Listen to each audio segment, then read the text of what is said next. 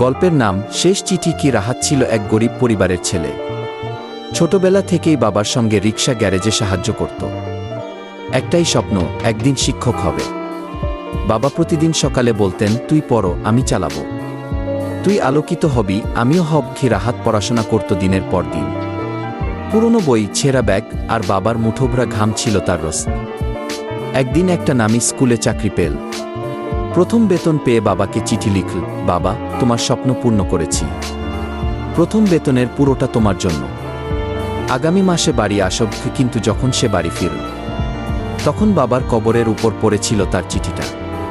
পাশে রাখা ছিল রাহাতের পাঠানো টাকা, একটাও খরচ হয়নি।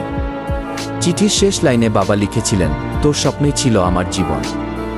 তুই ফিরবি, সেই অপেক্ষা ছিল আমার শেষ আশা। কি শিক্ষা! সব স্বপ্ন পূরণ করাও সব সময় যথেষ্ট নয়। সময় না দিলে, ভালোবাসা না দিলে, কেউ একজন শুধু অপেক্ষা করতেই হারিয়ে যায়। এমন আরও শিক্ষণীয় ভিডিও পেতে ফলো করুন আমাদের এই জ্ঞানচিত্র পেজটি।